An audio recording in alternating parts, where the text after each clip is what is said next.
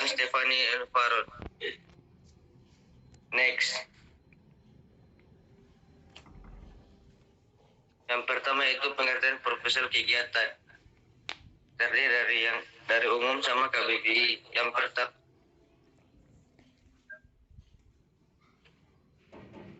pertama yaitu umum.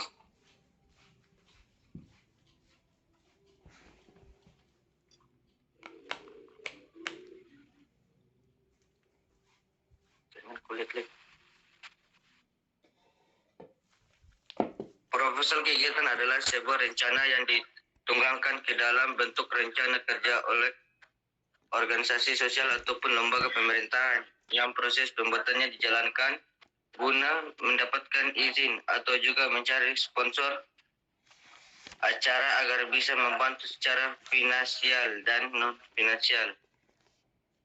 Yang kedua yaitu KBBI. Proposal kegiatan adalah serangkaian rencana yang ditunggang dalam bentuk rencana kerja. Perencana secara sistematis, matang dan teliti yang diubah oleh peneliti sebelum melaksanakan penelitian, baik penelitian di lapangan, yaitu field research maupun penelitian ke perpustakaan, library, search. Next. Yang kedua adalah jenis proposal kegiatan. Yang terdiri dari 3 yaitu bisnis, penelitian, proyek. Yang pertama yaitu bisnis terbagi menjadi 2. Yang pertama berhubungan dengan dunia bisnis, baik per orang maupun kelompok. Yang kedua adalah contoh proposal pendirian satu usaha, proposal kerjasama antara perusahaan, dan lain-lain. Yang kedua yaitu adalah penelitian.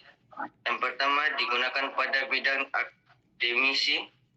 Yang kedua contohnya proposal untuk membuat skripsi, tesis, dan lainnya. Proposal ini dibuat sebagai pengajuan kegiatan penelitian. Yang ketiga yaitu proyek. Terbagi menjadi 2. Yang pertama itu digunakan pada dunia bisnis. Yang kedua adalah contohnya proposal suatu proyek pembangunan tempat ibadah, pembangunan pondok pesantren, dan lain-lainnya. Next.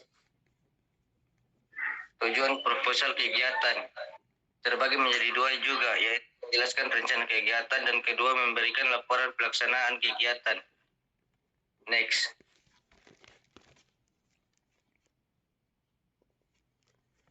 Kelebihan dan kekurangan proposal kegiatan. Yang pertama itu kelebihan. Membantu menumbuhkan hubungan proposal awal antara organisasi, country seat, women discussing out file. Yang kedua memfasilitas kata-kata yang tepat untuk konsepsi suatu ide. Yang ketiga memiliki kerangka kerja yang menetapkan ide-ide secara formal. Kekurangan terbagi menjadi 2 yaitu tantangan yang tidak terduga dalam perencanaan. Yang kedua tenggat waktu yang ketat dan proposal mungkin ditolak. Next. Fungsi proposal kegiatan terbagi menjadi 3 juga ya. Yang pertama sebagai pengajuan rencana kegiatan dari lembaga-lembaga pemerintahan atau swasta. Yang kedua sebagai pengajuan permohonan dana kepada pihak sponsor. Yang ketiga sebagai data manajemen dalam mengadakan acara atau kata lainnya.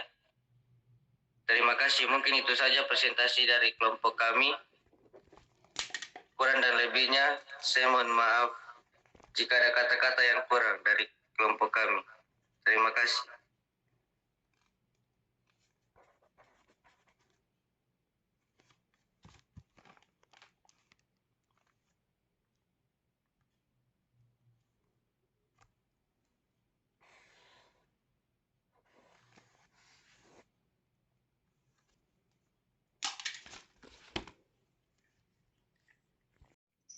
Adapun nama teman kelompok saya yaitu yang pertama Muhammad Isdar, yang kedua Andi Ainun Afla Putri, itu saya sendiri. Dan yang ketiga ada Muhammad Fikram Dwi Satrio. Baik, langsung saja kepada pembahasan, yaitu pengertian PKM. PKM merupakan salah satu wujud implementasi Tridharma perguruan tinggi yang diluncurkan oleh Dikristek pada tahun 2022. Di bawah pengelolaan Belmawan merupakan salah satu upaya untuk menumbuhkan, mewadahi, dan mewujudkan ide kreatif serta inovatif mahasiswa. PKM memberikan dampak terhadap peningkatan prestasi mahasiswa dan prestasi perguruan tinggi dalam pemeringkatan Kementerian Pendidikan, Kebudayaan, Riset, dan Teknologi. Sejak diluncurkannya PKM memperoleh respon positif, baik di kalangan mahasiswa maupun pimpinan perguruan tinggi. Adapun perbedaan MBKM dan IKU. Kementerian Pendidikan, Kebudayaan, Riset, dan Teknologi atau Kemendikbudristek telah meluncurkan kebijakan Merdeka Belajar Kampus Merdeka yang disebut dengan MBKM. MBKM merupakan kebijakan Kemendikbudristek yang bertujuan mendorong mahasiswa untuk menguasai berbagai keilmuan yang berguna untuk memasuki dunia kerja.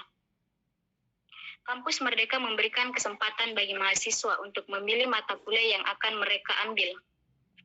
Kebijakan MBKM telah sesuai dengan Permendikbud nomor 3 tahun 2020 tentang Standar Nasional Pendidikan Tinggi, terutama pada pasal 18.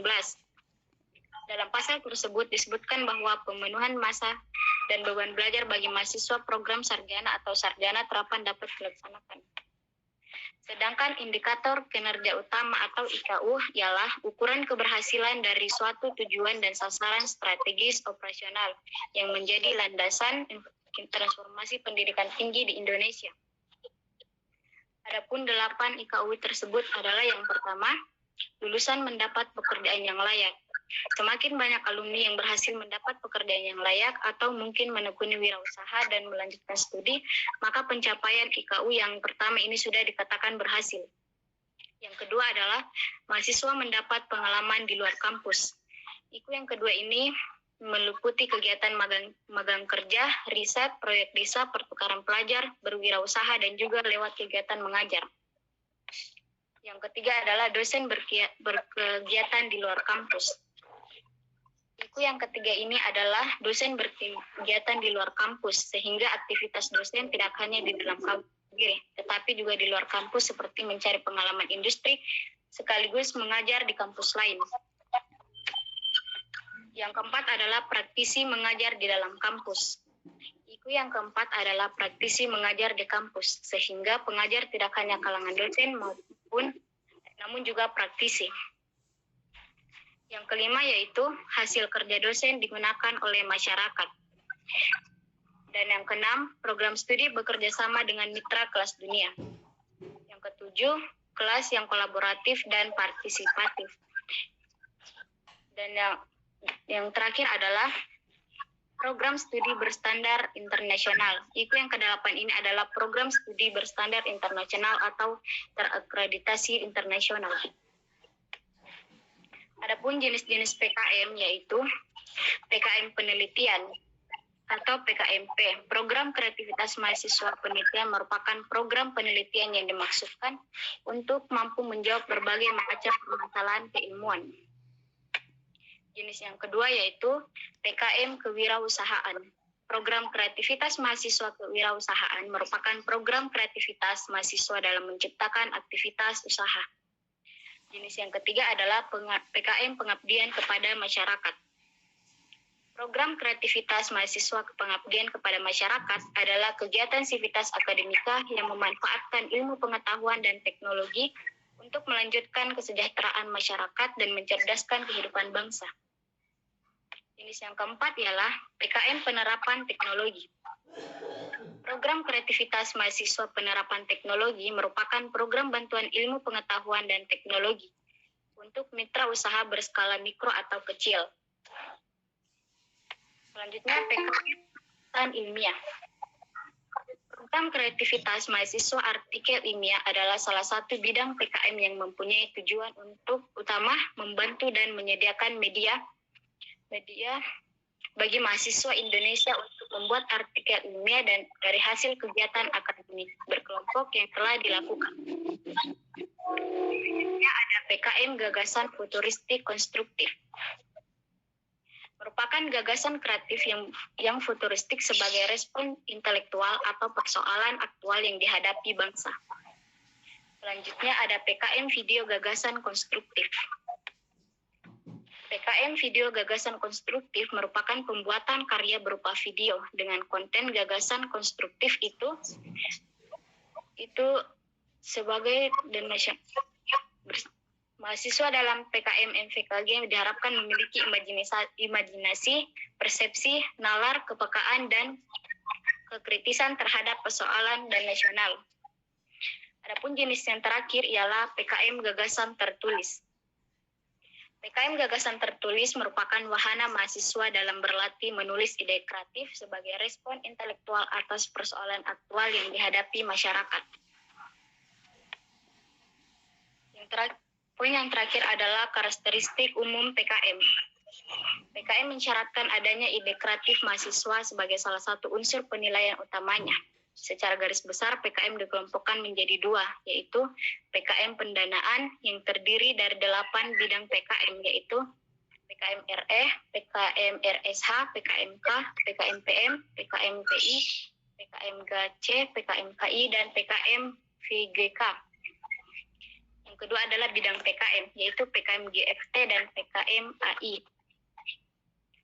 Bidang kegiatan PKM ini melatih mahasiswa agar mampu menghadirkan solusi ke tengah-tengah permasalahan yang dihadapi oleh pemerintah, masyarakat, atau dunia kerja industri, sehingga kehidupan berbangsa dan bernegara melangkah ke arah yang lebih baik. Topik PKM tidak dibatasi, namun sedapat mungkin dikaitkan dengan penyelesaian masalah kekinian. Judul hendaknya tidak menggunakan akronim atau singkatnya yang tidak baku dan hanya diperbolehkan maksimal 20 kata. Baik, itu saja materi dari kelompok saya. Kurang lebihnya mohon dimaafkan. Assalamualaikum warahmatullahi wabarakatuh. Terima kasih.